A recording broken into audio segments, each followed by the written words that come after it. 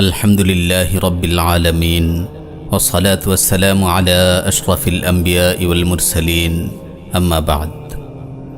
কত মানুষ আছে যারা নিয়মিত তাহাজ্জুদ পড়তেন, কিন্তু তার মাঝে উদাসীনতা আসলো। সে নিজেকে বলল, আজকে তাহাজ্জুদ পড়তে মন চাচ্ছে না, আজকে কিয়ামুল লাইল থাকুক। এরপর তার এভাবে নিয়মিত তাহাজ্জুদ বাদ যেতে লাগলো।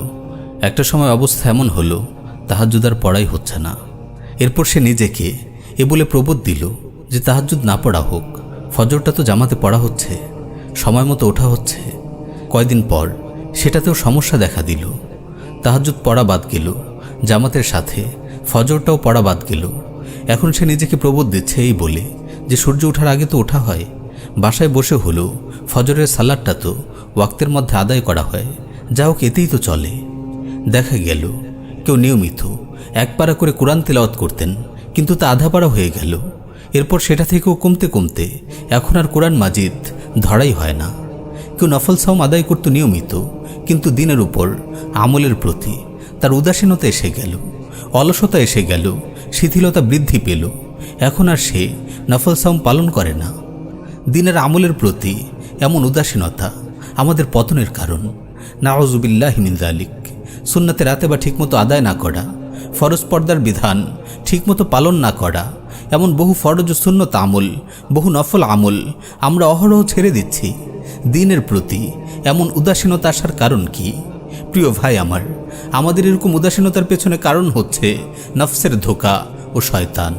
আল্লাহ তাআলা ইরশাদ করছেন, ইন্নামা ইউরিদুশ শাইতানু আন ইউকিআ বাইনাকুমুল আদাওয়াতা ওয়াল বাগযাআ ফিল খামরি ওয়াল মাইসির ওয়া ইয়াসুদ্দাকুম আন যিকরিল্লাহ ওয়া আনিস সালাহ।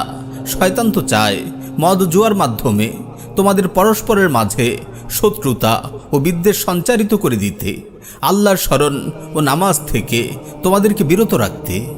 শয়তান চায় আদম সন্তানকে সকল ধরনের ইবাদত ও আনুগত্য থেকে ফিরিয়ে রাখতে, ঈমান জাগানিয়া কাজগুলো থেকে বিরত রাখতে সে প্রাণপণ চেষ্টা করে যায়। নফস আমাদের পেছনে সবসময় লেগেই আছে আমাদের মন্দ কাজে প্রবৃত্ত করার জন্য। যেমন ইউসুফ আলাইহিস সালাতু ওয়াস সালাম বলেছেন, রাব্বুল আলামিন সেই উক্তি তুলে ধরেছেন কোরআনে, ইন্নান নাফসা লাআম্মারাতুম বিসসু ইল্লা মা রাহিমা রাব্বি। নফস তো মন্দ কাজে প্ররোচিত করতেই থাকে, আমার প্রতিপালক যার প্রতি দয়া করেন সে ছাড়া। দিনের উপর আমল করার প্রতি উদাসীনতার আরেকটি কারণ হলো দিনে সাহচর্য থেকে দূরে থাকা। আবু সাঈদ খুদরি রাদিয়াল্লাহু তাআলা আনহু বর্ণনা করেন, রাসূল সাল্লাল্লাহু আলাইহি ওয়াসাল্লাম ইরশাদ করেন, লা তুসাহিব ইল্লা মুমিনা ওয়া লা ইয়াকুল তাআমাকা ইল্লা তাকিয়্যুন। মুমিন ব্যতীত কারোর সাথে মিশবে না, তোমার খাবার কেবল যেন একজন মুত্তাকী ভক্ষণ করে। তোমার বন্ধু বানাবে কেবল দিনের উপর অটল থাকা ব্যক্তিদের ও নেক ব্যক্তিদের। কাফিরদের সাথে ও মুনাফিকদের সাথে তো মিশবেই না, বরং বদকার মুসলিমদের সাথেও না, কারণ বদকাররা তোমাকে নাফরমানের দিকে ঠেলে দেবে, আর নেককার লোকেরা তোমাকে আল্লাহর দিকে আরও এগিয়ে দেবে, তোমাকে তোমার কাঙ্ক্ষিত গন্তব্যের দিকে আরও অগ্রসর করে দেবে। হাসান আল বসরি রাহিমাহুল্লাহ বলেন, আমার কাছে আমার দিনী ভাইয়েরা পরিবারের চেয়ে বেশি প্রিয়, কারণ পরিবার দুনিয়ার কথা স্মরণ করিয়ে দেয়, আর ভাইয়েরা আখিরাতের কথা স্মরণ করায়। আজকাল দিনে আমলের উদাসীনতার অন্যতম কারণ হচ্ছে সোশ্যাল মিডিয়া।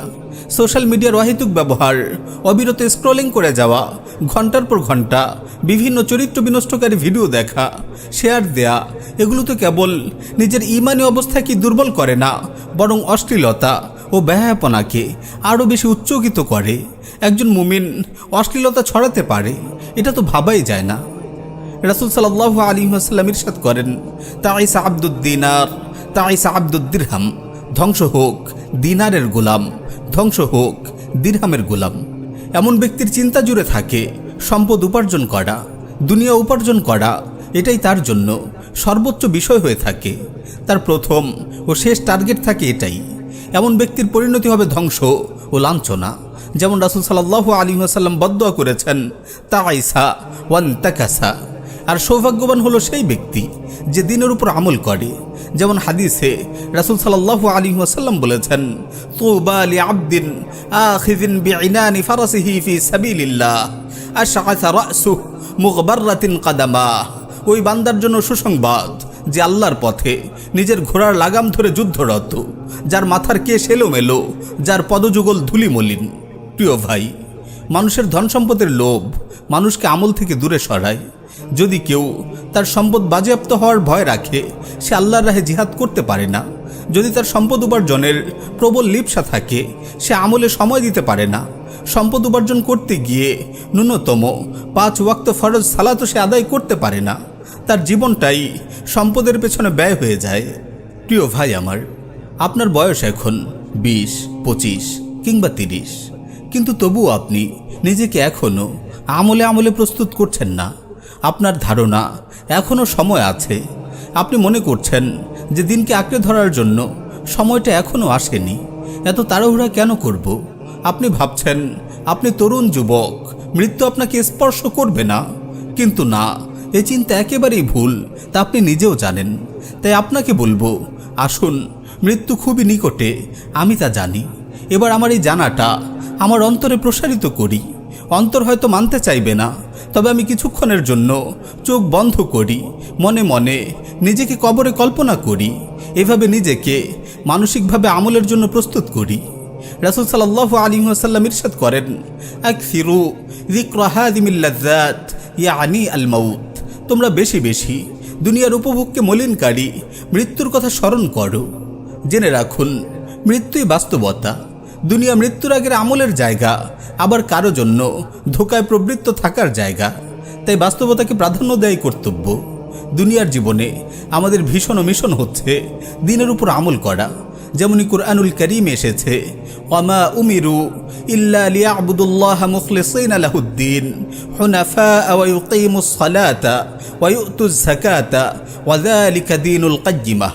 তাদেরকে এই ছাড়া অন্য কোনো হুকুমই দেওয়া হয়নি যে তারা আল্লাহর ইবাদত করবে খাঁটি মনে, একনিষ্ঠভাবে তার আনুগত্যের মাধ্যমে। আর তারা নামাজ প্রতিষ্ঠা করবে আর যাকাত দেবে, আর এটাই সঠিক সুদৃঢ় দিন। মুআজ বিন জাবাল রাদিয়াল্লাহু তাআলা আনহু বলেন, রাসূল সাল্লাল্লাহু আলাইহি ওয়াসাল্লাম তার হাত ধরে বললেন, ইয়া মুআজ, ওয়াল্লাহি ইন্নী লা উহিব্বুক, ওয়াল্লাহি ইন্নী লা উহিব্বুক। হে মুআজ, আল্লাহর কসম, নিশ্চয়ই আমি তোমাকে ভালোবাসি। আল্লাহর কসম, নিশ্চয়ই আমি তোমাকে ভালোবাসি। এরপর বললেন, হে মুআজ, আমি তোমাকে ওসিয়ত করছি, এই নির্দেশ করছি যে প্রত্যেক সালাতের পরে তুমি সব সময় এই দোয়া পড়বে, কখনো এই দোয়া ছাড়বে না।